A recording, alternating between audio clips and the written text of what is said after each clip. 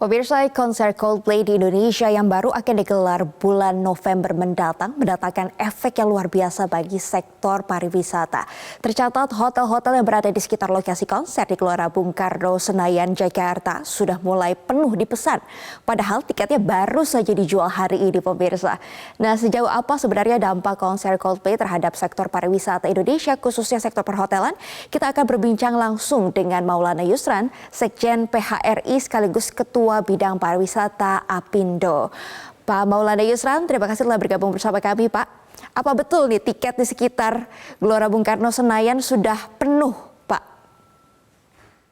Ya, Mbak Mercy, memang berdasarkan informasi yang kami dapatkan ya, untuk pemesanan kamar atau reservasi kamar pada acara konser Coldplay tersebut, memang yang sekitar GBK itu umumnya sudah mendapatkan reservasi di atas 90% ya, Mbak ya. Oke. Nah, hal ini juga sudah mulai merembet ke lingkaran berikutnya yang khususnya di sekitar Sudirman ya. Sudirman Tamrin itu juga sudah mulai ada sedikit banyaknya mulai ada reservasi. Nah, ini mungkin kami prediksi semakin dekat harinya, dan kita lihat juga bagaimana antusias masyarakat juga dalam membeli tiket pada World Ticket hari ini itu juga pasti akan berdampak kepada reservasinya nantinya. Karena kita melihat dari kapasitas GBK itu sendiri dan berapa jumlah target penonton nantinya, ini yang akan menjadi satu harapan besar bahwa akan di luar daripada lingkaran di GBK tersebut pasti akan ada terjadi reservasi untuk hotel-hotel yang di ring 2-nya, Mbak. Baik, Pak, dampak yang terasa ini, Pak, hanya di Jakarta saja atau kemungkinan bisa di luar Jakarta juga, Pak? Karena tadi Bapak katakan GBK penuh, mungkin di sekitarnya di misalkan Sudirman ini akan penuh juga. Nah, dampaknya akan di Jakarta saja atau bisa keluar Jakarta juga, Pak? Kalau kita bicara dampak suatu event ya, Mbak, memungkinkan saja nanti para penonton yang sudah hadir di Jakarta ini akan juga melakukan kegiatan atau menikmati fasilitas yang di Jakarta atau di lingkaran Jakarta. Ini khususnya para penonton yang datang jauh-jauh, bisa mungkin dari luar negeri atau dari luar kota Jakarta khususnya.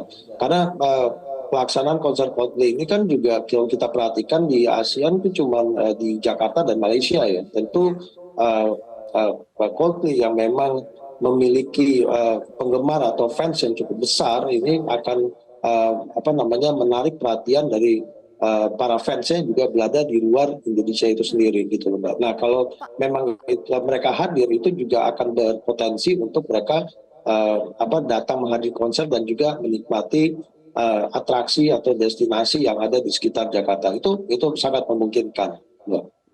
Baik, Pak Maulana Yusran, apakah memiliki data yang booking ini dari luar kota kah atau dari luar negeri kah? Nah, ini kebanyakan dari mana, Pak, yang sudah booking? Kami tidak mempunyai data yang terlalu implisit ya terkait masalah siapa yang sudah membeli tiket atau yang melakukan reservasi. Tapi yang pasti, Mbak, dari Jakarta sendiri, Jakarta ini kan merupakan ibu kota negara di mana kita datang dari berbagai segmen ya, dan justru kalau kami perhatikan itu kalau kami lihat itu Jakarta akan menjadi salah satu yang terbesar lah penontonnya. Di samping juga kami yakinkan bahwa ada pasti dari luar negeri yang akan hadir, mengingat fans daripada Coldplay ini juga cukup banyak ya, Mbak, dari luar kota dan di Indonesia, dan kemudian masuk juga dari luar negeri, khususnya negara-negara tetangga ya, Mbak.